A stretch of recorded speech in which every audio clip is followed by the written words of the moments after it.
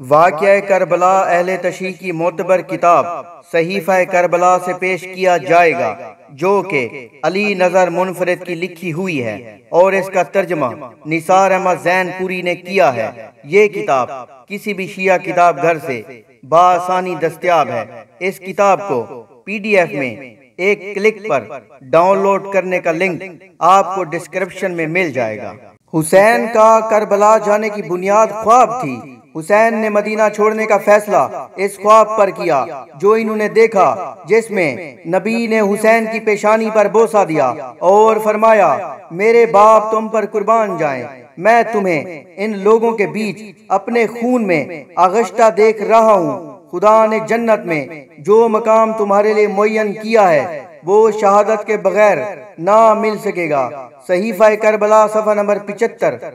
حسین کی کربلا جانے کی وجہ یہ خواب اور اس جیسے اور خواب ہیں جو اس کتاب میں لکھے ہیں۔ حالانکہ اللہ قرآن میں فرماتا ہے کہ آج میں نے تمہارے لیے دین کو مکمل کر دیا، سورۃ المائدہ پارہ نمبر 6 آیات 3۔ اس لیے دین مکمل ہو چکا ہے اور نبی کسی کے خواب میں آ کر کوئی حکم نہیں دیتے، بلکہ قرآن اور حدیث میں یہ سب کچھ موجود ہے۔ یہ وہ من گھڑت باتیں ہیں جو منافقین کے بھیجے ہوئے سازشی خطوط سے توجہ ہٹانے کے لیے بنائی گئی ہیں، تاکہ لوگ ان کوفیوں کی بے وفائیوں اور ان کے قاتل ہونے کو نظر انداز کر دیں۔ حسین کو کربلا نہ جانے کا مشورہ جب حسین مکہ سے مدینہ جانے لگے تو محمد بن حنفیہ نے ان کو روکا اور پیشکش کی، اگر آپ یزید کی بیعت نہیں کرنا چاہتے تو ادھر ادھر شہروں میں جاتے رہیں اور ان کی بیعت نہ کریں۔ اگر آپ سمجھیں کہ لوگ آپ کی بیعت کرنا چاہیں تو پھر آپ بیعت لے لیں، اگر کچھ آپ کی بیعت کریں اور کچھ نہ تو پھر فتنہ کے شعلے بھڑک اٹھیں گے۔ حسین نے کہا، بھائی تم ہی بتاؤ میں کہاں جاؤں۔ صحیفہ کربلا صفحہ نمبر 78۔ محمد بن حنفیہ حسین کے بھائی تھے، وہ بھی حسین کو سمجھا رہے ہیں کہ آپ مکہ نہ جائیں، کیونکہ مکہ جانے کے بعد وہ عراق جانے کا ارادہ کر رہے تھے۔ حسین نے جواب میں کہا، اگر پوری دنیا بھی مجھے کہیں پناہ نہیں لینے دے گی تو تب بھی یزید بن معاویہ کی بیعت نہ کروں گا۔ محمد بن حنفیہ یہ سن کر رونے لگے، کیونکہ وہ جانتے تھے کہ ان کے بھائی حسین نے اس راستے کا انتخاب جان بوجھ کر کیا ہے۔ صحیفہ کربلا صفحہ نمبر 78۔ حسین کی کربلا روانگی۔ مکہ پہنچنے کے بعد حسین خانہ خدا کی حرمت کے تحفظ کی خاطر طواف اور سعی کے بعد حج کو عمرہ سے بدلا اور مکہ مکرمہ کو چھوڑنے کا فیصلہ کیا۔ صفحہ نمبر 84۔ حج کے دوران ایک کثیر تعداد مسلمانوں کی موجود ہوتی ہے اور اس وقت صحابہ بھی ایک بڑی تعداد میں تھے۔ اگر حسین ان بھیجے گئے خطوط کا ان سے ذکر کرتے تو ایک بڑی تعداد ان کے ساتھ کوفہ جاتی، لیکن ایسا نہ ہوا۔ حسین کا اہل بصرہ کے نام خطوط۔ مکہ سے حسین نے اہل بصرہ کے نام ایک ہی مضمون کے خطوط لکھے، جس میں لکھا، باوجود یہ کہ ہم خلافت کے سب سے زیادہ لائق تھے، لوگوں نے ہمارے اس حق کو چھین لیا، کیونکہ ہمیں اختلاف پسند نہیں ہے اور امت مسلمہ کی بھلائی کی خاطر اس زمانے میں ہم خاموش رہے۔ میں اس خط کے ساتھ اپنا نمائندہ بھیج رہا ہوں۔ میں تمہیں کتاب خدا اور سنت رسول پر عمل کرنے کی دعوت دیتا ہوں۔ اگر تم نے میری بات مان لی تو میں تمہیں صحیح راستے پر لے جاؤں گا۔ صفحہ نمبر 99۔ اس کتاب کے مطابق حسین خلافت کو اپنا حق سمجھتے تھے، تو پھر حسین نے یہ حق کیوں چھوڑا؟ اگر اتنا عرصے سے یہ امت کی بھلائی کی خاطر خاموش تھے تو اب مزید بھی خاموش رہنا چاہیے تھا، اور بیعت لینا اگر شروع کرتے تو پہلے مدینہ سے اور پھر مکہ میں حج پورا کرنے کے بعد وہاں بیعت کا سلسلہ شروع کرتے، کیونکہ وہاں ان کا پورا خاندان تھا اور صحابہ کی ایک کثیر تعداد موجود تھی۔ لیکن حسین نے بصرہ اور کوفہ کا انتخاب کیا، جہاں منافقین کی ایک بڑی تعداد موجود تھی جو صرف اور صرف حسین کو شہید کر کے پھر یزید کی حکومت کو الٹنے کے بعد پورے عرب میں یہودیوں اور مشرکین کی حکومت قائم کرنا چاہتے تھے۔ حسین کے خطوط کے جواب میں یزید بن مسعود نے لکھا، خدا کی قسم، دین کے تحفظ کے لیے یزید سے جہاد کرنا مشرکین سے جہاد کرنے سے افضل ہے۔ خلافت کا حق صرف انہی کا ہے۔ صحیفہ کربلا صفحہ نمبر 91۔ میں آپ کی مدد کرنے میں اپنی کامیابی دیکھ رہا ہوں۔ صحیفہ کربلا صفحہ نمبر 92۔ یزید کے خلاف جہاد کا اعلان کیا اور حسین کو مزید ابھارا کہ وہ عراق آئیں۔ یہی وہ منافقین تھے جو حسین کو کربلا بلوا کر ان کا خاتمہ کرنا چاہتے تھے اور کامیاب بھی رہے۔ ان لوگوں نے یزید سے چھپ کر خطوط لکھے۔ یہ لوگ نہ یزید کے وفادار تھے اور نہ ہی حسین کے خیر خواہ۔ یہ اگر موقع ملتا تو یزید کو بھی قتل کر دیتے اور حسین کو تو کیا ہی۔ بہرحال سب نے حسین کو خطوط لکھے اور اپنی وفاداری اور بیعت کا یقین دلایا۔ حسین کو بھیجے گئے خطوط کا مضمون۔ حسین کو بھیجے گئے خطوط میں لکھا تھا، یہ خط بائیمان شیعوں کی طرف سے حسین کے نام، اما بعد عراق کی سمت روانگی میں جلدی کیجئے کہ لوگ انتظار کر رہے ہیں، کیونکہ آپ کے سوا ان کا کوئی رہبر نہیں ہے، جلدی کیجئے۔ بھیجے گئے خطوط کا چند بنیادی نکات میں یہ خلاصہ ہے۔ معاویہ کی موت پر مسرت کا اظہار، یزید میں حکومت و خلافت کی صلاحیت نہیں ہے، حسین کو کوفہ آنے کی دعوت، اہل کوفہ کا راہ امام میں فداکاری و جان بازی کا عہد۔ صحیفہ کربلا صفحہ نمبر 97۔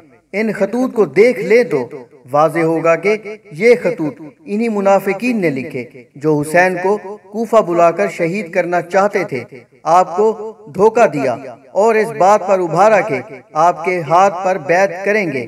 ساتھ ہی میں ان منافقین نے معاویہ کے خلاف اپنا بغض بھی ظاہر کیا۔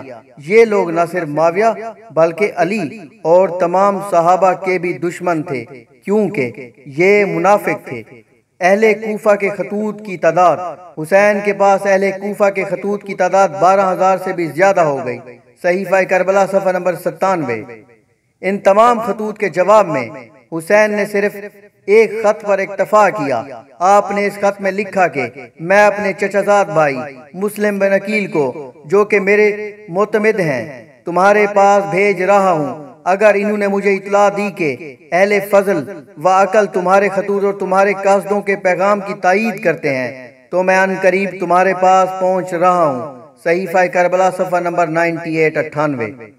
حسین کے اس خط سے اندازہ لگائیں کہ وہ ان خطوط بھیجنے والوں کو بھی شک کی نگاہ سے دیکھتے تھے، کیونکہ وہ جانتے تھے کہ یہ لوگ ہی عثمان اور علی کے قاتل ہیں اور اب بھی قابل بھروسہ نہیں ہیں۔ اس لیے ان کی تصدیق کے لیے مسلم بن عقیل کو بھیجا گیا اور جن اہل فضل و عقل والوں کے پاس بھیجا ان کا حال بھی آگے آئے گا۔ اور یہاں یہ بھی کہا گیا کہ اگر بات صحیح ہوئی تو وہ آئیں گے ورنہ نہیں۔ حالانکہ حسین کی یہ بات سراسر اس خواب کی مخالفت کرتی ہے جس کی بنا پر آپ نے عمران بن حنفیہ سے کہا تھا کہ مجھے حکم ہوا ہے جانے کا۔ مسلم بن عقیل کا سفر۔ مسلم بن عقیل مکہ سے مدینہ آئے اور پھر قبیلہ کیس کے 2 آدمیوں کے ساتھ روانہ ہو گئے۔ مسلم بن عقیل نے سفر میں حسین کے نام خط لکھا اور کہا، میں جو کہ بطن الخیبت، جو کہ پانی کے کنارے واقع ہے، قیام پذیر ہوں، کیونکہ سفر میں بدشگونی کے آثار نظر آتے ہیں، لہٰذا مجھ کو اس سے معاف رکھا جائے اور کسی اور آدمی کو کوفہ روانہ کیا جائے۔ صحیفہ کربلا صفحہ نمبر 99۔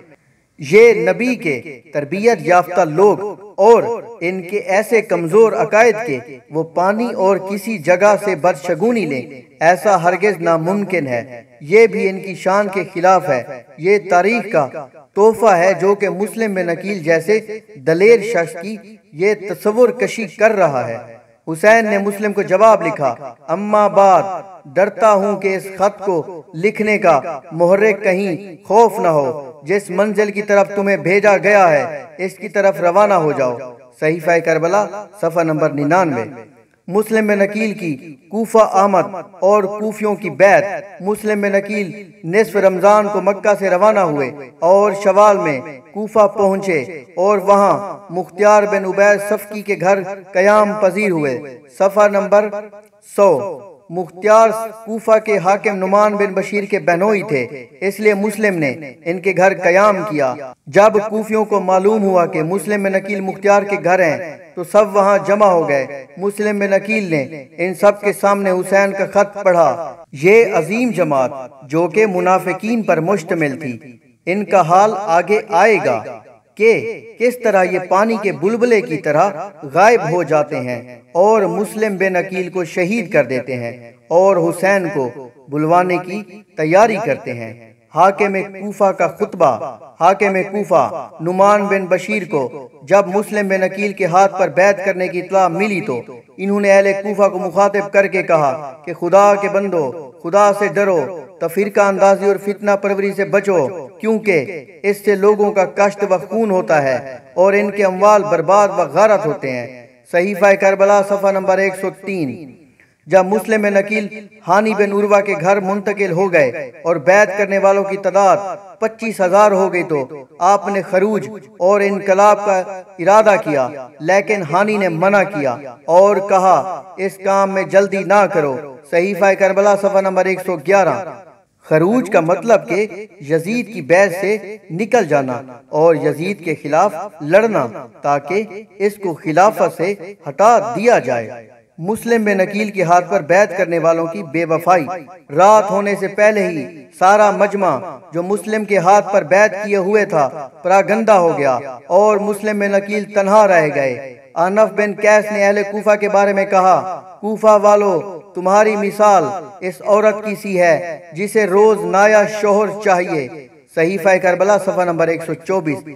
یہ ویسا ہی الزام ہے جو علی اپنی فوج کے لوگوں پر لگاتے تھے اور یقیناً کوفہ والوں کا کام ہی منافقت تھا، اس لیے وہ پہلے حسین کو شہید اور پھر یزید کو اقتدار سے ہٹانا چاہتے تھے۔ رات ہو گئی تو مسلم کے ساتھ کوئی نہ تھا اور گلی کوچوں میں پھر رہے تھے، سمجھ میں نہیں آتا تھا کہ کس کے در پر دستک دیں۔ صحیفہ کربلا صفحہ نمبر 125۔ مسلم جاتے جاتے طوع کے گھر پہنچے اور اس سے کہا کہ میں مسلم ہوں، اہل کوفہ نے مجھ سے دغا بازی اور بے وفائی کی ہے۔ صحیفہ کربلا صفحہ نمبر 148۔ سوچنے کی بات ہے کہ اگر یہ کوفہ والے بیعت کر کے پھر سکتے ہیں تو یہ لوگ مسلم کو قتل کرنے سے کہاں رک سکتے ہیں؟ اس لیے یزید پر یا کسی اور پر اس کا الزام دھرنا بھی انہی کوفیوں اور منافقوں کا کام ہے۔ اصل میں انہوں نے پہلے بیعت ختم کی اور پھر خود ہی مسلم بن عقیل کو شہید کر دیا، کیونکہ وہ جانتے تھے کہ اب ان کا اعتماد ختم ہو چکا ہے۔ مسلم نا امید ہو گئے تو ان کی آنکھوں سے اشک جاری ہو گئے۔ عبداللہ بن عباس نے کہا، جو شخص اتنا بڑا کام انجام دیتا ہے اس کو رونا نہیں چاہیے۔ مسلم نے جواب دیا، میں حسین اور ان کے ساتھیوں پر رو رہا ہوں کہ وہ تمہارے خطوط پر اعتماد کر کے کوفہ کی طرف روانہ ہو گئے ہیں۔ صحیفہ کربلا صفحہ نمبر 145۔ اس سے واضح ہوا کہ اگر حسین کو کوفہ کے منافقین سرداروں اور عوام کے بارے میں خبر ہو جاتی تو وہ کبھی کربلا نہ آتے اور نہ ہی شہید ہوتے، لیکن افسوس کہ مسلم بن عقیل کے ساتھ جو بھی بے وفائی ہوئی اس کا علم حسین کو مکہ سے نکلنے سے پہلے نہ ہو سکا اور وہ لا علمی میں کوفہ کی طرف چل پڑے۔ یہاں ایک اور بات بھی قابل توجہ ہے کہ نبی حسین کے خواب میں آ کر یہ تو بتا رہے ہیں کہ حسین تمہیں کربلا کی طرف جانا ہے اور اپنا سفر جاری رکھنا ہے، لیکن یہ نہ بتایا کہ مسلم بن عقیل کو شہید کر دیا جائے گا اور کوفہ والے لوگ جو خطوط بھیج رہے ہیں وہ جھوٹ ہیں۔ اصل میں خوابوں کی یہ کہانیاں صرف اور صرف تاریخ دانوں کا کمال ہے، اس کی کوئی حقیقت نہیں، نہ ہی اس کا شریعت سے کوئی تعلق ہے۔ مسلم بن عقیل کی وصیت اور شہادت۔ مسلم نے کہا، کیا تم میری طرف سے حسین تک یہ پیغام پہنچا سکتے ہو کہ میرے ماں باپ آپ پر قربان جائیں، آپ واپس لوٹ جائیں، اپنے اہل بیت کو بھی اپنے ہمراہ لے جائیں تاکہ اہل کوفہ کے فریب سے بچے رہیں۔ ان لوگوں نے آپ کے والد کی مددگاروں کو قتل کر دیا۔ صحیفہ کربلا صفحہ نمبر 136۔ یہ بات ثابت ہو گئی کہ کوفہ والوں نے بیعت کرنے کے بعد مسلم کو قتل کیا، اور یہی لوگ عثمان اور علی کے قاتل بھی تھے، اور حسین کے لیے میٹھا زہر منافقت کا تیار کر رہے تھے، پہلے خطوط بھیج کر اور پھر ان کو شہید کر کے الزام یزید کے سر لگا دیا۔ مسلم بن عقیل تسبیح و استغفار میں مشغول ہو گئے اور فرمایا، خدایا ہمارے اور اس جماعت کے درمیان فیصلہ فرما جس نے ہم سے جھوٹ بولا، ہمیں فریب دیا اور ہمیں تنہا چھوڑ دیا اور ہمیں قتل کیا۔ صحیفہ کربلا صفحہ نمبر 140۔ یہاں مسلم بن عقیل نے ایک مرتبہ پھر دہرایا کہ یہی بیعت کرنے والے ہی ان کے قاتل ہیں۔ مسلم بن عقیل کو 8 ذی الحج 60 ہجری میں شہید کیا گیا۔ صحیفہ کربلا صفحہ نمبر 141۔ یہاں ایک بات بہت اہم ہے کہ حسین کو مسلم بن عقیل کی شہادت کی خبر نہ مل سکی، اور وہ ایک غلط فہمی کی بنیاد پر کربلا کی طرف نکلے، کیونکہ وہ سمجھتے تھے کہ کربلا میں ان کے لیے بیعت کرنے والوں کی ایک بڑی تعداد موجود ہے۔ حسین کی مکہ سے روانگی کی وجوہات۔ حسین نے مکہ سے روانگی کے وقت یہ خطبہ دیا کہ میری قتل گاہ اور مدفن پہلے منتخب ہو چکا ہے، مجھے وہاں پہنچنا ہے۔ ہم اس کے امتحان اور آزمائش پر صبر کرتے ہیں۔ جو ہماری راہ میں قربان ہونا چاہتا ہے اور خود کو خدا سے ملاقات کے لیے آمادہ پاتا ہے، وہ ہمارے ساتھ آئے، انشاءاللہ میں کل روانہ ہو جاؤں گا۔ صحیفہ کربلا صفحہ نمبر 145۔ یہاں حسین اپنے شہید ہونے کی پیشن گوئی کو پورا کرنے کے لیے مکہ چھوڑ کر جا رہے ہیں، اور باقی لوگوں کو بھی اپنے ساتھ قربان ہونے کے لیے آمادہ کر رہے ہیں۔ اس سفر کا مقصد اور وہاں جانا حسین نے واضح کر دیا کہ اس پیشن گوئی کو پورا کرنا ہے جو کہ ان کو خواب میں نبی نے دی۔ یہ دو باتیں متضاد ہیں کہ ایک طرف حسین مسلم بن عقیل کو کوفہ لوگوں کے حالات معلوم کرنے کے لیے بھیج رہے ہیں اور اپنے وہاں جانے کے لیے ان کے گرین سگنل سے مشروط کیا، اور دوسری طرف یہ کہ مکہ میں روکنے والوں کو جواب دیتے ہیں کہ مجھے کیونکہ نبی نے خواب میں بتایا کہ کربلا میں شہید ہونا ہے، اس لیے جا رہا ہوں۔ ان باتوں سے پتہ چلتا ہے کہ تاریخ نے یہ افسانہ گھڑا تاکہ کوفہ کے منافقین کو قاتلین عثمان کے الزام سے بچ سکیں۔ حسین کے کوفہ ہجرت کرنے کے اسباب میں سے ایک سبب یہ بھی تھا کہ کوفہ والوں نے آپ کو وہاں آنے کی دعوت دی تھی۔ واضح رہے کہ معاویہ کے زمانہ میں بھی انہوں نے اس سلسلے میں آپ کو بہت سے خطوط لکھے، اور اگر حسین کوفہ کے علاوہ کہیں اور تشریف لے جاتے تو یہ سوال پیدا ہوتا کہ حسین نے ان لوگوں کے دعوت ناموں کو نظر انداز کر کے دوسری جگہ کو انتخاب کیا کہ نتیجہ میں شہید ہو جائیں۔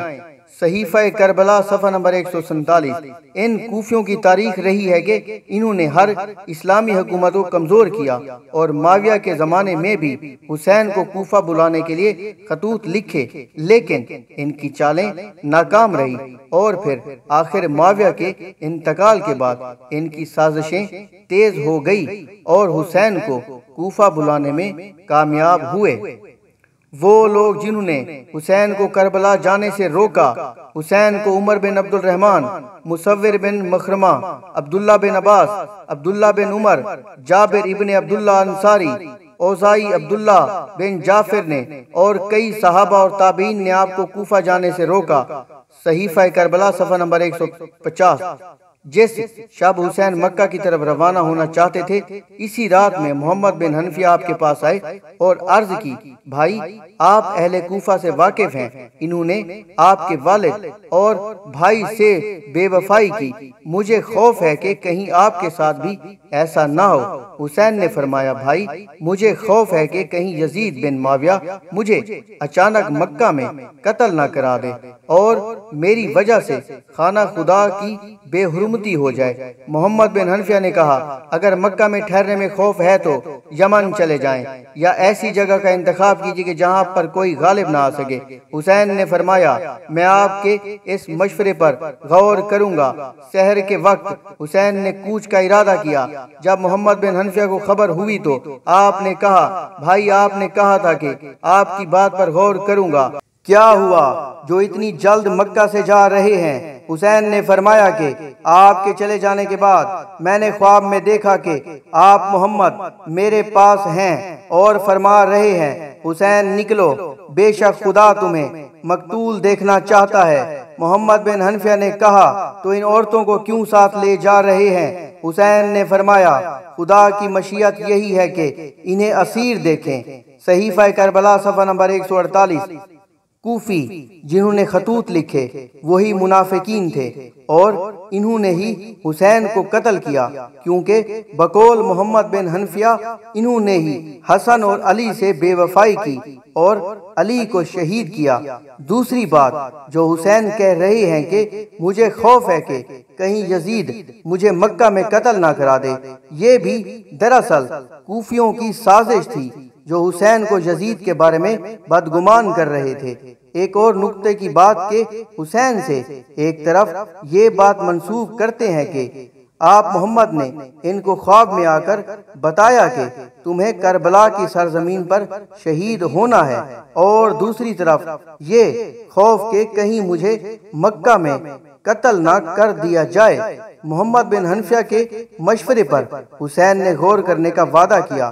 اگر یہ پیشن گوئی پہلے سے آپ محمد نے کر دی تھی تو پھر سوچنے اور محمد بن حنفیہ کے روکنے کی کیا ضرورت تھی؟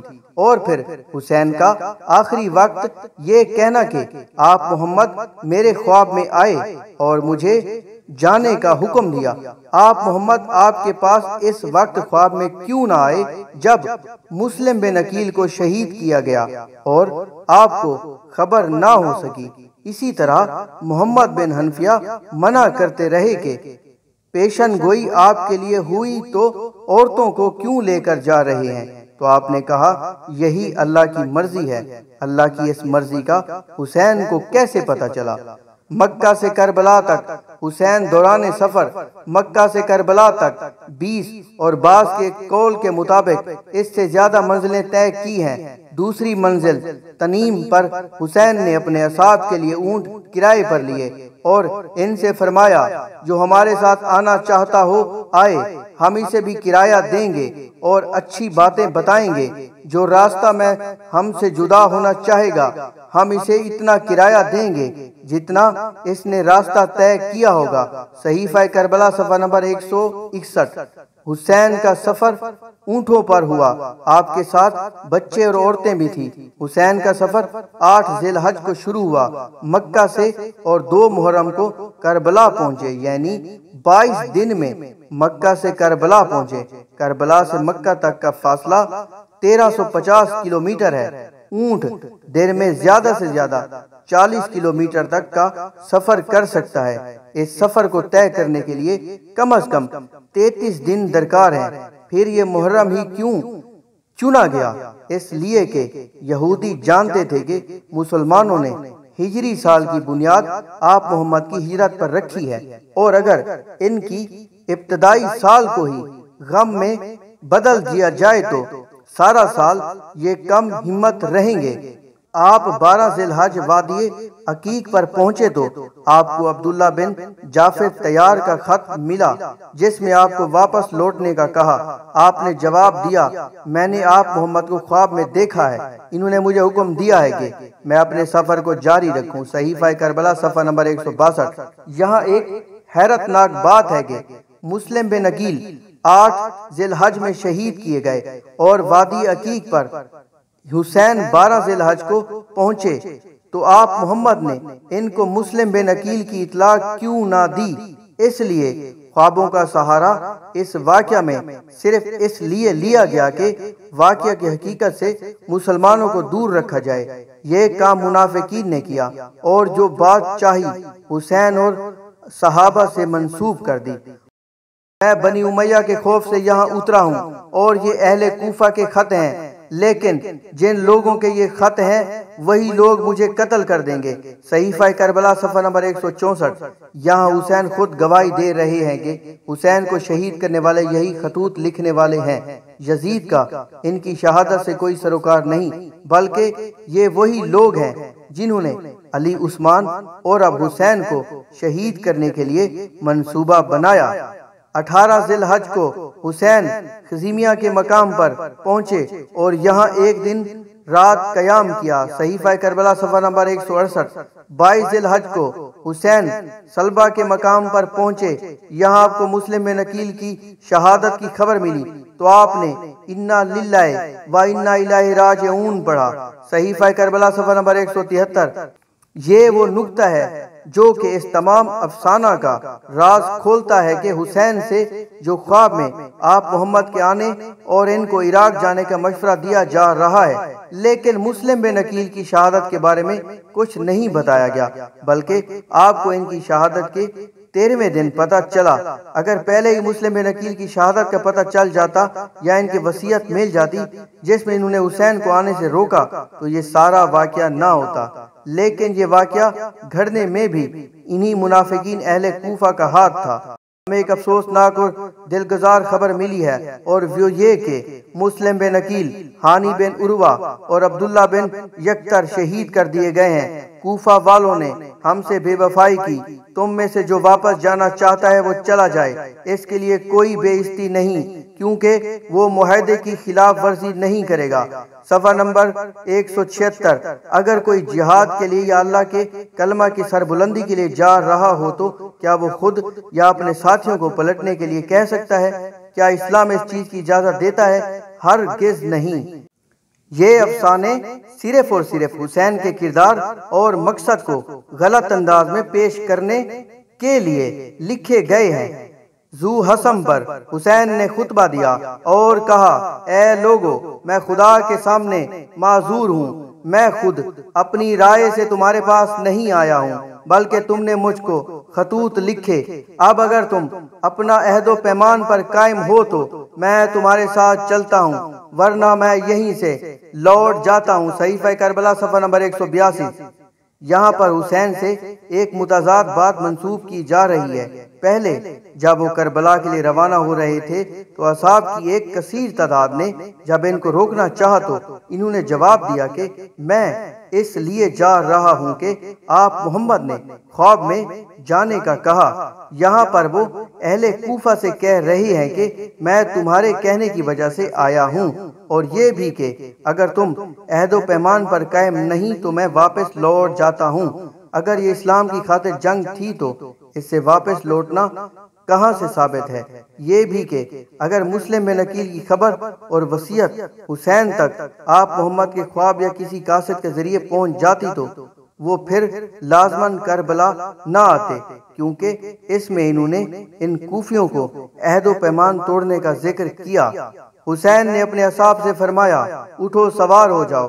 وہ اور اہل بیت سوار ہو گئے، فرمایا واپس لوٹ چلو، لیکن واپسی کا ارادہ کیا تو حر اور ان کے سپاہیوں نے راستہ روک لیا، صحیفہ کربلا صفحہ نمبر 183۔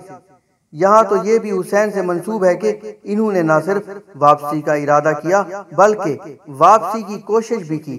اگر آپ محمد نے ان سے خواب میں کربلا جانے کا کہا اور یہ اسلام کو زندہ کرنے جا رہے تھے تو پھر یہ واپسی کیوں؟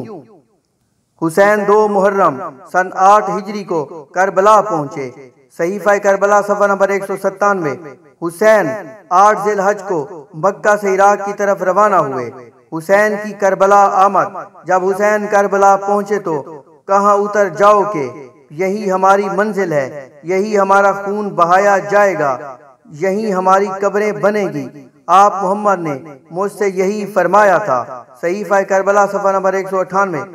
اگر یہ سب کچھ پہلے سے طے تھا تو حسین نے واپس جانے کا فیصلہ کیوں کیا اور بیعت کرنے اور حکومت لینے اور وہاں کے لوگوں کو ان کا حق دلانے کے کیا معنی ہوئے؟ یہ تو صرف یہاں جان دینے کے لیے آئے تھے اور اسی طرح اپنے گھر والوں کو بھی ساتھ لائے شہادت کے لیے۔ اصل میں یہ سب کچھ ان کوفیوں کے کارنامے ہیں کہ انہوں نے حسین کو پہلے چال بازی کر کے بلوایا، پھر یزید کے پاس پہنچنے سے پہلے شہید کیا، اور یہ داستانیں بھی تاریخ میں لکھی ہوئی ہیں۔ حسین نے کربلا کے مقام پر دعا کی، اے اللہ ہمیں ہمارا حق دلوا اور ہمیں ظالموں پر کامیابی عطا فرما، صحیفہ کربلا صفحہ نمبر 199۔ جب حسین کو اور ان کے اہل بیت کو یہاں کربلا میں شہید ہونا ہے تو پھر یہ دعا کیسی کہ ہمیں ہمارا حق دلوا دے اور ظالموں پر کامیابی عطا فرما۔ اگر حق مل گیا یعنی خلافت اور کامیابی ہو گئی یعنی دشمن پر غلبہ، تو پھر کربلا میں شہادت کیسے ہوتی؟ عمر بن سعد نے خط لکھا جس میں لکھا کہ حسین کہتے ہیں یا میں اس جگہ واپس لوٹ جاؤں جہاں سے آیا ہوں، یا اسلامی ممالک کی کسی سرحد پر چلا جاؤں اور ایک مسلمان کی مانند زندگی بسر کروں، یا شام چلا جاؤں وہاں یزید جو چاہیں فیصلہ کریں، اس میں امت کی بھلائی ہو۔ صحیفہ کربلا صفحہ نمبر 218۔ یہ وہی اہم بات ہے جو کہ ثبوت ہے کہ حسین جب کربلا پہنچے اور کوفیوں کو اصلی روپ دیکھ لیا تو پھر وہ یزید سے ملنا اور بیعت کرنا چاہتے تھے۔ اگر یہ ملاقات حسین اور یزید کی ہو جاتی تو یہ منافقین اور کوفے کے لیے ایک زہر ثابت ہوتی، اور یہ منافقین ہمیشہ ہمیشہ کے لیے مسلمانوں کی صفوں سے بڑی حد تک ختم ہو جاتے۔ لیکن ان کوفیوں نے وہی سازش دہرائی جو جنگ جمل میں کیا تھا۔ جب علی اور اما عائشہ کی فوجیں صلح کر چکی تو منافقین کو اپنی موت نظر آئی، اس لیے علی اور عائشہ کے درمیان جنگ چھیڑ دی۔ بالکل اسی طرح یہاں حسین کا ارادہ دیکھ کر جب ان کو اپنی موت سامنے نظر آئی تو انہوں نے حسین کو شہید کرنے کا پکا ارادہ کر لیا۔ حسین نے مسلم بن عقیل کے بیٹوں کو کہا تم چلے جاؤ۔ انہوں نے جواب دیا لوگ کیا کہیں گے، ہم نے اپنے بڑے سالار اور ساتھیوں کو دشمن کے نرغہ میں چھوڑ دیا۔ صحیفہ کربلا صفحہ نمبر 225۔ کیا آپ محمد اور حسین کی یہی تربیت تھی کہ جنگ اس لیے لڑتے ہیں کہ لوگ کیا کہیں گے؟ کیا وہ ریاکار تھے؟ نہیں، بالکل یہ کوفیوں کے لکھے ہوئے افسانے ہیں جو صرف ان کوششوں میں ہے کہ مسلمان اس بات کو مان جائیں کہ مسلمان ہی مسلمان کو قتل کر رہا ہے، حالانکہ ایسا نہیں، بلکہ انہیں عبداللہ بن سبا کی پیروکاروں نے ہی حسین کو شہید کیا اور اپنے بوجھ یزید کے سر ڈالنے کے لیے یہ افسانہ لکھ ڈالا۔ شب عاشورہ حسین نے اپنے اصحاب و انصار کو جمع کیا اور کہا میں تم سب میں اپنی بیعت اٹھا رہا ہوں اور تم کو اجازت دیتا ہوں کہ تم رات کے اندھیرے میں جدھر چاہو نکل جاؤ، اور تم میں سے ہر ایک میرے اہل بیت میں سے ایک ایک کا ہاتھ پکڑ کر دیہاتوں اور شہروں کی طرف نکل جاؤ تاکہ خدا تمہارے لیے کشائش پیدا کرے۔ صحیفہ کربلا صفحہ نمبر 225۔ جیسا کہ پہلے ہم نے دیکھا کہ اسی صحیفہ کربلا میں لکھا تھا کہ میں شہید ہونے جا رہا ہوں اور میرے اہل بیت مجھے دیکھیں گے، یہی اللہ کی مشیت ہے۔ اور اب یہاں اہل بیت سے ان کو چھوڑ جانے کا کہہ رہی ہیں۔ اگر اللہ کا حکم ہوتا تو کیا اس کی خلاف ورزی اہل بیت کا شیوا ہے؟ نہیں، ہرگز نہیں، بلکہ یہ ایک افسانہ ہے جس میں اہل بیت کا کردار ایسا پیش کیا جا رہا ہے جو کہ سراسر ان کی شان اور عظمت کے خلاف ہے۔ حسین کی اس بات کے جواب میں انصار میں سے کین نے کہا کہ میں 1000 بار قتل کیا جاؤں یہاں تک کہ خدا آپ کو اور آپ کے اہل بیت کو قتل ہونے سے بچائے۔ صحیفہ کربلا صفحہ نمبر 226۔ یہاں پھر وہ تضاد کے حسین تو یہ کہہ رہے ہیں کہ میرا کربلا جانے کا مقصد آپ محمد کی پیشن گوئی کو پورا کرنا ہے، یعنی شہید ہونا ہے، اور آپ کے انصار اب تک نہیں سمجھے اور آپ کو شہید ہونے سے بچانے کے لیے اپنی جانیں دے رہے ہیں۔ حسین نے خطبہ دیا اور فرمایا تم میں ایسے افراد موجود ہیں جو سچ بولنے اور صحیح کہنے میں مشہور ہیں، وہ میری بات کی تصدیق کریں گے۔ جابر بن عبداللہ انصاری، ابو سعید خدری، سہیل بن سعد، زید بن ارقم، انس بن مالک سے پوچھو، وہ تمہیں بتائیں گے کہ آپ محمد سے کیا سنا، اس سے میری بات کو تصدیق ہو جائے گی۔ آیا یہ گواہیاں تمہیں میرا خون بہانے سے باز نہیں رکھتی؟ صحیفہ کربلا صفحہ نمبر 238۔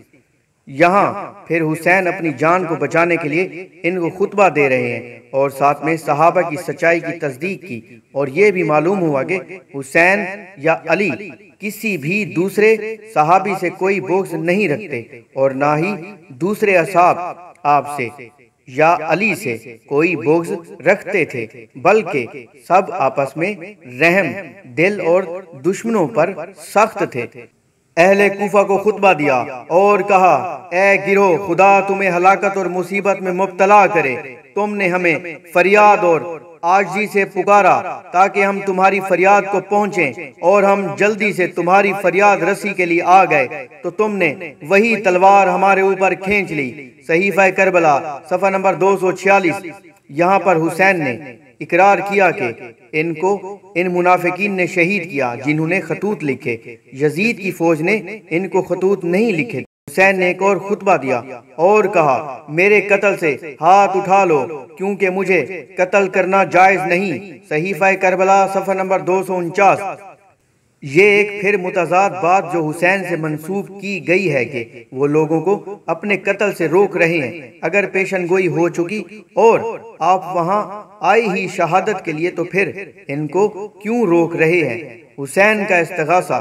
حسین نے فرمایا، کیا کوئی ہے جو خدا کے لیے ہماری مدد کرے؟ کیا کوئی دفاع کرنے والا ہے حرم رسول سے دفاع کرے؟ صحیفہ کربلا صفحہ نمبر 262۔ یہ ایک عجیب بات ہے کہ حسین کو کربلا کے مقام کا بتایا گیا اور شہادت کا بھی پتہ تھا، لیکن پھر بھی لوگوں کو کس لیے مدد کے لیے بلا رہے ہیں؟ جب اسماعیل کو ابراہیم نے خواب سنایا تو وہ فوراً راضی ہو گئے۔ نیچے لیٹ کر انہوں نے کسی کو مدد کے لیے نہ پکارا کیونکہ ان کو پتہ تھا کہ یہ اللہ کا حکم ہے۔ کیا حسین اللہ کے حکم پر راضی نہ تھے؟ ایسا نہیں، بلکہ حقیقت میں جو خواب حسین سے منسوب کیے گئے ہیں وہ سب من گھڑت ہیں۔ عبداللہ بن عمیر کی بیوی سے حسین نے کہا، خدا تم لوگوں کو جزائے خیر عطا فرمائے، تم عورتوں کے پاس چلی جاؤ، ان کے ساتھ رہو، خدا تم پر رحم کرے، عورتوں پر جہاد نہیں ہے۔ وہ واپس لوٹ آئی۔ صحیفہ کربلا صفحہ نمبر 264۔ جب حسین کو یقین تھا کہ ان کو شہید ہونا ہے اور محمد بن حنفیہ نے بھی ان کو منع کیا کہ عورتوں کو ساتھ نہ لے کر جائیں، لیکن آپ لے کر آئے۔ اب عورتوں سے فرما رہے ہیں کہ عورتوں پر جہاد نہیں، خیمہ میں چلی جاؤ۔ جب علی اکبر شہید ہوئے تو حسین اس طرح روئے کہ اس وقت تک کسی نے آپ کو اس طرح روتے ہوئے نہیں دیکھا تھا۔ سکینہ نالہ کنا خیمہ سے باہر نکلنا چاہتی تھی۔ آپ نے فرمایا، سکینہ صبر کرو اور خیمہ سے باہر نہ نکلو۔ صحیفہ کربلا صفحہ نمبر 302۔ جب یہ سب اللہ کی مرضی سے ہو رہا ہے اور حسین کو پیشن گوئی بھی ہوئی، اس کے علاوہ وہ خود سب کو صبر کی تلقین کرتے آ رہے ہیں اور خود ایسے روئے کہ کسی نے نہ دیکھا۔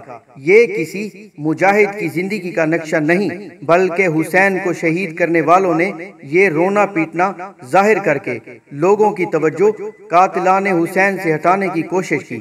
حسین نے فرمایا، اے لوگو، اگر مجھ پر رحم نہیں کھاتے تو اس شیر خوار بچے پر رحم کرو۔ اس اثناء میں کوفہ کی فوج میں سے تیر مار کر بچے کو قتل کر دیا گیا۔ یہ حالت دیکھ کر حسین رونے لگے۔ صحیفہ کربلا صفحہ نمبر 318۔ یہ اتنا بڑا بہتان جو حسین پر لگایا جا رہا ہے کہ وہ ہر وقت روتے رہے اور دوسروں کو صبر کی تلقین کرتے رہے، یہ نواسہ رسول کی تصویر نہیں کھینچی جا رہی بلکہ ایک افسانہ لکھا گیا ہے۔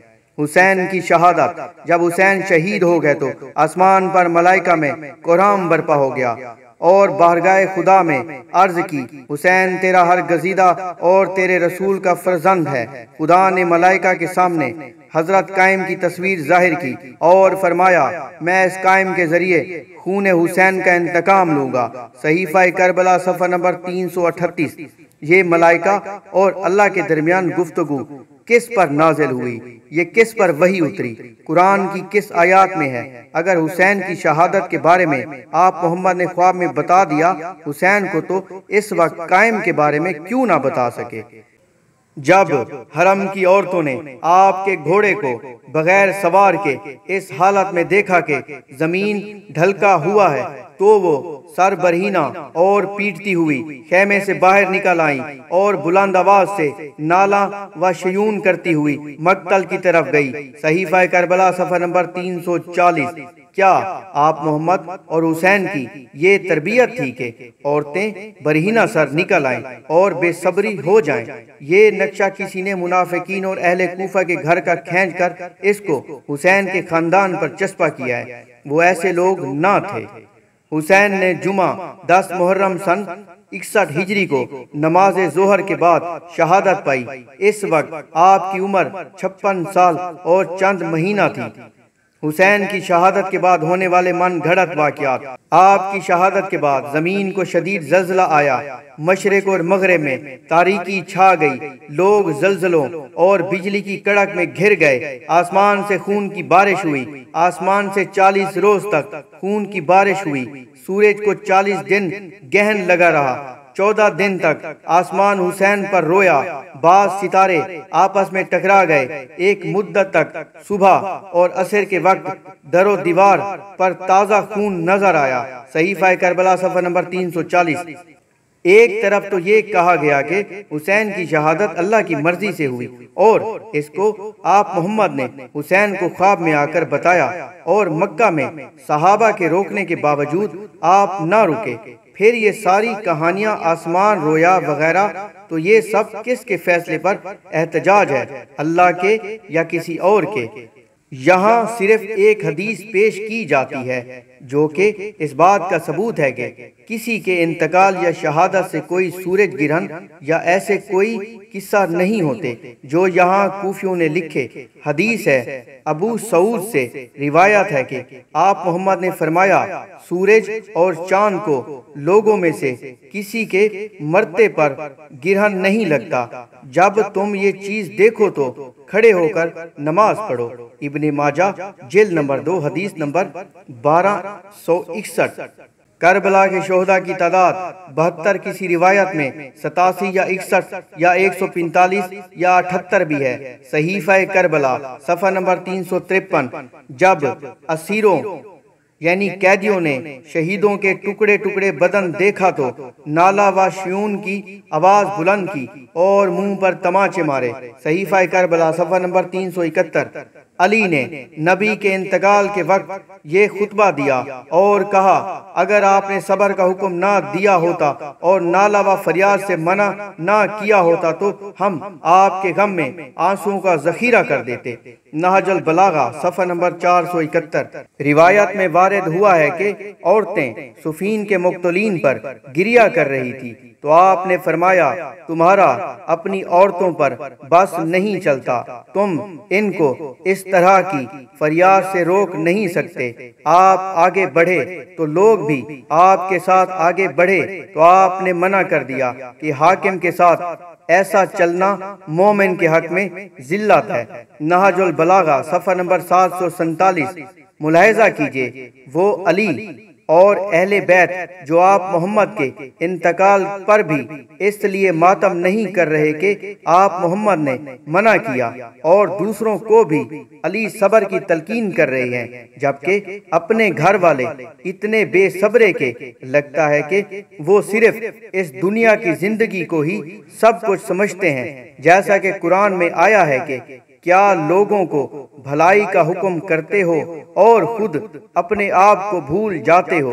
البقرہ پارہ نمبر 1 آیات 43۔ یہ سب آپ محمد اور ان کے اصحاب پر بہتان ہے اور ایک ایسی سازش ہے جس سے مسلمانوں کے سامنے صحابہ کی ایک بے عمل اور بے صبری تصویر پیش کی جا رہی ہے۔ جناب زینب کا خطبہ۔ زینب نے کہا، اے کوفہ والو، اے مکارو، خیانت کارو، اے بے غیرت لوگو، خدا کرے تمہاری آنکھوں سے آنسوؤں کا سیلاب نہ رکے اور تمہارے نالوں کا سلسلہ ختم نہ ہو۔ کیا تم میرے بھائی حسین کے لیے رو رہے ہو؟ رو کہ تم اسی لائق ہو، ہنسو کم، رو زیادہ کہ تمہارے دامن پر ذلت کی گرد بیٹھ چکی ہے۔ یہ بدنامی کا داغ تمہارے دامن پر ہمیشہ رہے گا، اسے ہرگز نہ چھڑا سکو گے۔ صحیفہ کربلا صفحہ نمبر 388۔ جناب زینب نے یہ بالکل صحیح نقشہ کھینچا ہے کوفہ والوں کا، جن کا تعلق عبداللہ بن سبا سے تھا اور جو منافقت کر کے عثمان پھر علی اور اب حسین کو شہید کر گئے۔ زینب کی بد دعا کا آج بھی اثر دیکھا جا سکتا ہے۔ ہر طرف آپ کو آج بھی وہ لوگ حسین کی شہادت پر روتے اور ماتم کرتے ہوئے نظر آئیں گے۔ دنیا میں انبیاء کو بھی قتل کیا گیا اور بے شمار صحابہ بھی جنگوں میں شہید ہوئے، لیکن اسلام نے کسی کے لیے ماتم یا ہر سال نوحہ اور سینہ کوبیاں نہیں کی، بلکہ یہ سب کچھ حسین کے لیے ان کوفیوں نے ایجاد کی، جنہوں نے پہلے حسین کو کربلا بلایا، پھر بے وفائی اور غداری کر کے ان کو شہید کیا، اور آخر میں اپنا جرم چھپانے کے لیے پہلے توابین بنے اور پھر بعد میں رونا پیٹنا ایجاد کیا تاکہ کوئی ہم کو پہچان نہ لے۔ رب کی قدرت دیکھیے کہ جناب زینب کی زبان مبارکہ سے ہی ان منافقوں کی نشاندہی ہو گئی، اور آج پوری دنیا میں ان حسین کے قاتلوں کو بآسانی پہچانا جا سکتا ہے۔ جناب ام کلثوم کا خطبہ۔ ام کلثوم نے کہا، اے کوفیو، تمہارے چہرے منفور ہو جائیں، تم نے حسین کو میدان جنگ اور دشمن کے ہاتھ میں تنہا چھوڑ دیا اور انہیں قتل کر دیا۔ صحیفہ کربلا صفحہ نمبر 391۔ یہاں جناب ام کلثوم بھی حسین کے قاتلوں کو بے نقاب کرتی ہیں، اور یہ وہی لوگ ہیں جنہوں نے خطوط لکھے یزید کے خلاف، اور انہی لوگوں نے حسین کو قتل کیا۔ امام زین العابدین کا خطبہ۔ امام زین العابدین نے خطبہ دیا کہ اے لوگو، میں تمہیں خدا کی قسم دے کر پوچھتا ہوں، کیا تمہیں یاد ہے کہ تم نے میرے والد کو خط لکھے اور پھر انہیں دھوکہ دیا؟ خدا تم کو موت دے۔ کوفیوں نے کہا، اے فرزند رسول، ہم آپ کے حکم کے فرما بردار ہیں، آپ حکم دیجئے، جو آپ کے آڑے آئے اس سے جنگ کریں، اور جو آپ کا فرمان تسلیم کرے اس سے صلح کریں، اور یزید کو تخت حکومت سے اتار کر قید کر لیں، جنہوں نے آپ کے خاندان والوں پر ظلم کیا۔ امام زین العابدین نے کہا، دور ہو جاؤ اے دھوکے بازو اور بے وفا لوگو، کیا تم میرے ساتھ بھی وہی سلوک کرنا چاہتے ہو جو میرے بزرگوں کے ساتھ کر چکے ہو؟ اطمینان کرو، میں تمہاری باتوں میں آنے والا نہیں۔ صحیفہ کربلا صفحہ نمبر 392۔ امام زین العابدین نے بھی وضاحت کی ہے کہ حسین کو شہید کرنے والے یہی کوفی تھے جنہوں نے محب اہل بیت کا لباس پہنا ہوا تھا، اور یہ بھی واضح کیا کہ جس طرح حسین تمہاری باتوں میں آ گئے، میں آنے والا نہیں ہوں۔ حسین کے اہل خانہ یزید کے مہمان۔ امام زین العابدین نے یزید سے کہا، میں جمعہ کا خطبہ دینا چاہتا ہوں۔ یزید نے کہا، ٹھیک ہے۔ صحیفہ کربلا صفحہ نمبر 456۔ اگر یزید ان کو کافر سمجھتا یا یہ یزید کو کافر سمجھتے اور اپنا دشمن، تو اجازت کیوں لیتے اور اجازت کیوں ملتی؟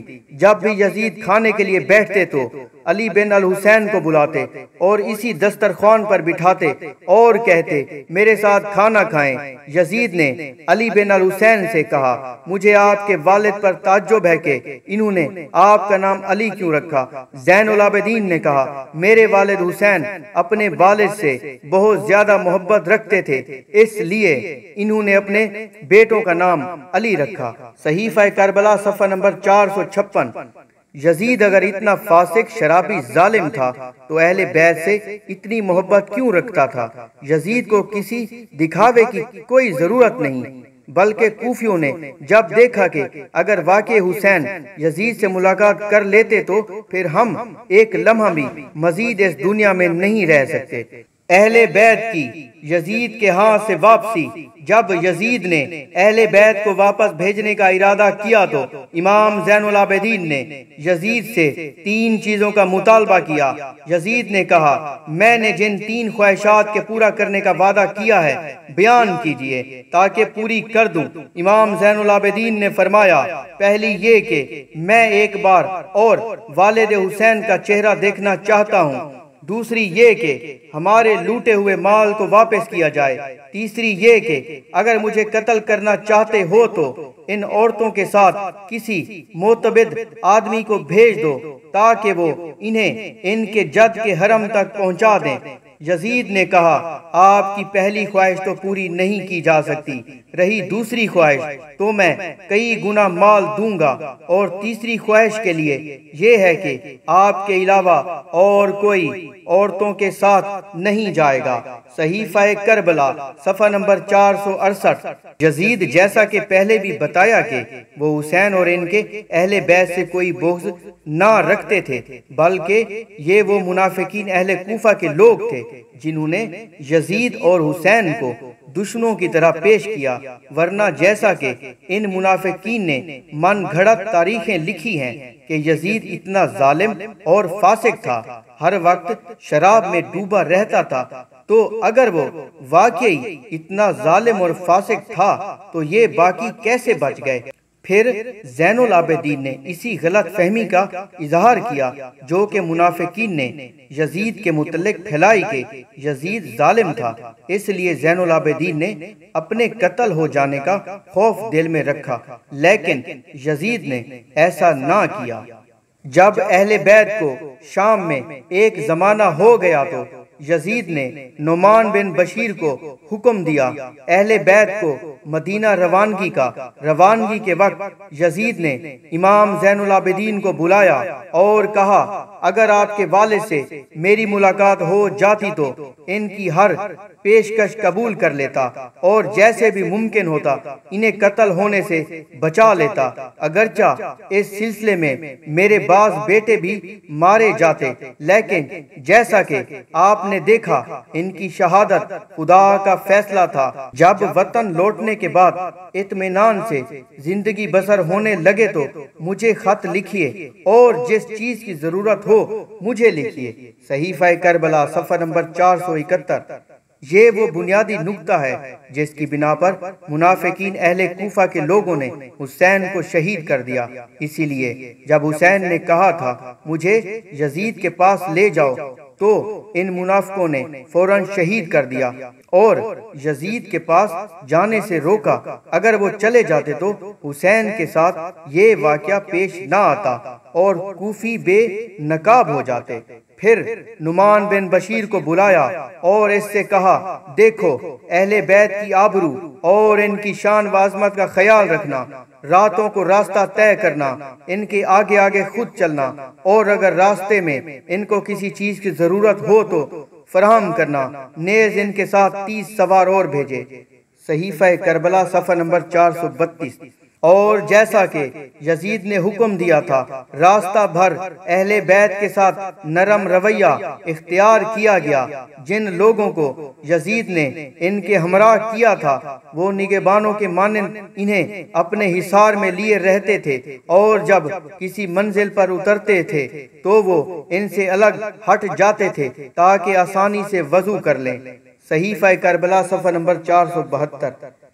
کیونکہ حسین کا کوفہ والوں سے خطوط کا تبادلہ خفیہ تھا اور یزید کو اس کی خبر نہ تھی، اگر ہوتی تو وہ ضرور ایسے ہی حفاظت کرتے حسین کی جیسے ان کے اہل خانہ کی، لیکن کوفیوں نے جب دیکھا کہ اگر حسین یزید کے پاس پہنچ گئے تو ہماری موت، لہٰذا ان کو شہید کر دیا۔ جب سفر کے دوران قافلہ کربلا کے قریب پہنچا تو اہل بیت نے کہا ہمیں کربلا لے چلو۔ جب وہاں پہنچے تو زینب عورتوں کے درمیان آئی اور گریبان چاک کیا اور دلوں کو برما دینے والا نالہ کیا۔ ام کلثوم نے اپنے چہرے پر ایک سیلی ماری۔ صحیفہ کربلا صفحہ نمبر 473۔ آپ محمد صلی اللہ علیہ وسلم علی، حسین جو تمام مسلمانوں کو گریبان چاک کرنے اور نوحہ کرنے سے منع کرتے رہے اور صبر کا درس دیتے رہے، وہ عملی طور پر ایسے بے صبرے اور شریعت کا جنازہ نکالنے والے تھے؟ نہیں، بالکل نہیں، یہ سب ان پر ایک تہمت ہے۔ حسین کی قبر کی زیارت، جو شخص حسین کی قبر کی زیارت کرتا ہے وہ اس شخص کی مانند ہے کہ جس نے عرش پر خدا کی زیارت کی۔ صحیفہ کربلا صفحہ نمبر 498۔ یہ فضیلت کس نے ایجاد کی؟ اللہ کا حکم ہے یا نبی کا، علی کا یا حسین کا؟ ذرا غور کریں کہ کس طرح رب کے عرش کا مذاق اڑایا جا رہا ہے۔ امام جعفر صادق سے روایت ہے کہ قبر حسین کی زیارت خدا کے نزدیک 20 حج کے برابر ہے، بلکہ اس سے بھی زیادہ ہے۔ صحیفہ کربلا صفحہ نمبر 498۔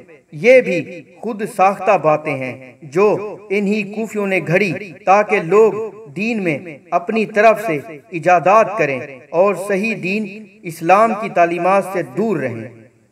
جو شخص سال میں 3 مرتبہ حسین کے مزار کی زیارت کرے گا وہ مفلسی اور تنگ دستی سے محفوظ رہے گا۔ صحیفہ کربلا صفحہ نمبر 499۔ زیارت حسین کی قبر حج کی مانند ایک مرتبہ واجب ہے۔ صحیفہ کربلا صفحہ نمبر 500۔ جو خود مفلسی اور تنگ دستی میں شہید ہوئے اور اہل خانہ حسین کی شہادت کے بعد غم زدہ رہے، ان کی تنگ دستی دور نہ ہوئی اور زیارت کرنے والوں کی ہو جائے گی۔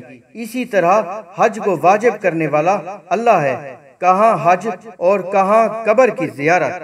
جو غم زدہ بھی میری زیارت کے لیے آئے گا خدا اسے اس کے خاندان کے پاس مسرور لٹائے گا۔ صحیفہ کربلا صفحہ نمبر 499۔ شیعوں کی تحریک کا آغاز سن 61 ہجری یعنی اسی سال سے ہوئی جس سال حسین شہید ہوئے تھے۔ وہ اسلحہ جمع کرنے اور جنگ کی فکر میں پڑ گئے۔ صحیفہ کربلا صفحہ نمبر 504۔ یہ حسین کو شہید کرنے کے بعد اب یزید کی حکومت کو بھی ختم کرنا چاہتے تھے، اور کیونکہ انہوں نے ایک خوف بٹھا دیا مکہ اور مدینہ والوں میں، اب ان کی سازشوں کے لیے زمین ہموار ہو گئی، لیکن پھر بھی یہ یزید کو کوئی نقصان نہ پہنچا سکے بلکہ خود بے نقاب ہوئے۔ کوفہ میں شیعہ ایک دوسرے سے ملاقات کر کے ملامت کرتے اور ندامت اور پشیمانی کا اظہار کرتے۔ وہ اچھی طرح سمجھ گئے تھے کہ بہت بڑی خطا کے مرتکب ہوئے ہیں، کیونکہ حسین کو دعوت دے کر اپنے شہر میں بلایا اور پھر ان کی آواز پر لبیک نہ کہا اور ان کی مدد نہ کی، یہاں تک کہ وہ شہید ہو گئے۔ وہ اس حقیقت کو بخوبی جانتے تھے کہ گناہ ناقابل معافی نہیں اور ان کے دامن سے یہ ننگوار کا دھبا نہ چھوٹ سکے گا مگر یہ کہ حسین کے قاتلوں سے انتقام لیں یا اس راہ میں خود مارے جائیں۔ یہ توابین کہلاتے ہیں۔ توابین وہ لوگ ہیں جو کربلا میں حسین کے شہید ہونے کے بعد فوراً نادم اور پشیمان ہوئے۔ توابین نے کہا خدا کی قسم ہم نے جنت کے جوانوں کے سردار کو قتل کر کے اپنے اوپر جفا کی۔ اس وقت کوفہ میں 5 آدمی ایسے تھے جو شیعوں کے سردار سمجھے جاتے تھے۔ نمبر 1 سلیمان بن سرد خزائی، نمبر 2 مصعب بن نجیہ فزاری، نمبر 3 عبداللہ بن سعد بن نفیل ازدی، نمبر 4 عبداللہ بن والی تیمی، نمبر 5 رفاع بن شداد بجلی۔ صحیفہ کربلا صفحہ نمبر 506۔ اب تو واضح ہو گیا کہ حسین کو خطوط لکھنے والے یہی لوگ تھے، انہوں نے ہی حسین کو اکیلا چھوڑ دیا۔ اب یہ اس گناہ کا اقرار کر رہے ہیں اور یہی لوگ تھے جو اب یزید کی حکومت کو ختم کرنا چاہتے تھے۔ ان کا کام صرف مسلمانوں کی حکومت کو کمزور کرنا ہے۔ اب یہ جان دینے کا عزم کر رہے ہیں اور جب حسین کو بلایا تو اس وقت جان جانے سے ڈر رہے تھے۔ مصعب بن نجیہ فزاری نے کہا کہ حسین کے سلسلے میں خدا کے نزدیک قرار پائے، خدا کی قسم اب ہمارے پاس اس کے سوا کوئی عذر نہیں کہ ہم ان قاتلوں نیز ان لوگوں کو قتل کریں جنہوں نے ان کے خلاف جنگ میں شرکت کی۔ صحیفہ کربلا صفحہ نمبر 507۔ اب یہ سازش کے دوسرے حصے کی تکمیل کرنا چاہتے ہیں۔ پہلے حصے میں انہوں نے حسین کو شہید کیا اور اب دیگر مسلمانوں کو قتل کرنا چاہتے ہیں، اور انہوں نے مسلمانوں کی ایک بڑی تعداد کو ساز باز کر کے قتل کیا۔ عبداللہ بن سعد بن نفیل ازدی نے کہا خدا کی قسم اگر مجھے یہ معلوم ہو جاتا کہ میرے قتل ہونے سے میرا گناہ معاف ہو جائے گا تو میں خودکشی کر لیتا۔ صحیفہ کربلا صفحہ نمبر 509۔ یزید کا انتقال نصف ربیع الاول سن 64 ہجری میں ہوا۔ صحیفہ کربلا صفحہ نمبر 511۔ واقعہ کربلا کے بعد یزید نے 3 سال حکومت کی اور ان منافقین کو ابھرنے نہ دیا، کیونکہ وہ جانتے تھے کہ یہ حسین کو شہید کرنے کے بعد اب یزید کی طرف بڑھیں گے، اور یزید نے ایسا اپنی زندگی میں ہونے بھی نہیں دیا اور خود اپنی طبعی موت انتقال کر گئے۔